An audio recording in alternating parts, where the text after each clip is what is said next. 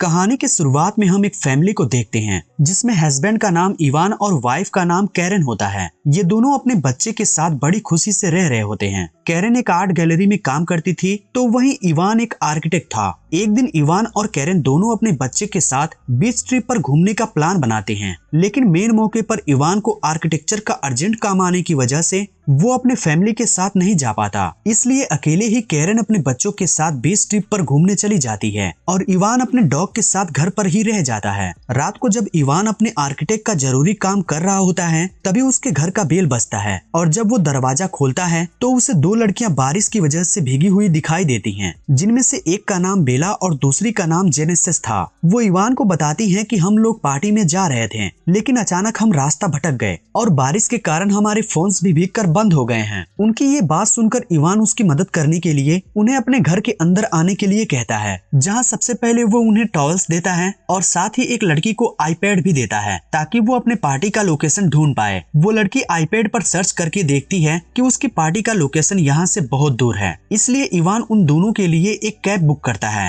जो 45 मिनट में यहाँ पहुँचने वाली थी। अब क्योंकि वो दोनों लड़कियां बारिश में काफी ज्यादा भीग चुकी थी, इसलिए वो इवान का बाथरूम यूज करके फ्रेश होकर इवान के पास जाती हैं, जहां इवान उसके लिए काफी बना रहा था। इसके बाद इवान उसके साथ बैठकर बातें करने लगता है। इवान पूछता है कि तुम लोग क्या काम करते हो, जिस पर वो बताती हैं कि वो एयर होस्टेजेस है और अपने यात्रियों का बहुत ध्यान रखती हैं। इसके बाद वो इवान के पास जाकर अपनी एयर होस्टेस का काम दिखाने लगती हैं कि वो कैसे अपने एयर होस्टेस का काम करती हैं, लेकिन ऐसा करते हुए वो इवान को सेड्यूस करती हैं, जिससे इवान को थोड़ा अच्छा फील नहीं होता है। इसलिए वो वहाँ से उठकर दूसरी कुर्सी पर बैठ जाता है। तब इवान अपने मोबाइल पर चेक करता है, जिससे उसे पता चलता है कि कैब की यहाँ आने में अभी 20 मिनट बाकी है। इसके बाद वो दोनों लड़कियां इवान से उसकी वाइफ के बारे में पूछती हैं। इवान बताता है कि उसकी वाइफ एक आर्ट गैलरी के लिए पेंटिंग्स बनाती है। वो उन्हें अपनी वाइफ की पेंटिंग भी दिखाता है। ऐसे ही बातें करते करते वो दोनों इवान के बहुत ज्यादा करीब चली जाती हैं। इवान उनको इग्नोर करने की बार बार कोशिश करता है। इवान एक बार अपना मोबाइल चेक करता है। वो देखता है कि कैब के आने में अभी सिर्फ 5 मिनट रह गए हैं, जिससे वो थोड़ा रिलैक्स फील करता है, क्योंकि उसे उन लड़कियों का बिहेवियर थोड़ा ठीक नहीं लग रहा था। वहीं कैब के आने से सिर्फ 2 मिनट पहले ही बेला और जेनेसिस इवान का वहाँ ना होने का फायदा उठाकर बाथरूम में चली जाती हैं। तभी इवान जल्दी से उनके कपड़े सुखाकर बाथरूम के पास जाकर कहता है कि तुम्हारे कपड़े सूख चुके हैं और बाहर तुम लोगों की कैब भी आ गई है। लेकिन अंदर वो दोनों मजे से नहा रही होती हैं और इवान की बातों को इग्नोर कर रही होती हैं। इवान के बार बार कहने पर भी जब वो बाहर नहीं आती तो इवान अपने आंखों पर हाथ रखकर उन्हें कपड़े देने के लिए बाथरूम के अंदर चला जाता है, लेकिन अंदर जाकर देखता है कि वो लड़कियां न्यूड होकर नहा रही होती हैं। तभी वो दोनों इवान को कहती हैं कि इवान तुम भी हमें ज्वाइन करो। इतना कहकर वो इवान से चिपकने लग जाती हैं, लेकिन इवान ऐसा नहीं करना चाहता था क्योंकि वो एक शादीशुदा था। इसलिए वो इनको इग्नोर करने की पूरी कोशिश करता है। लेकिन जब वो दोनों इवान के साथ कुछ ज्यादा ही क्लोज होती हैं तो इवान भी अपने फीलिंग्स पर काबू नहीं रख पाता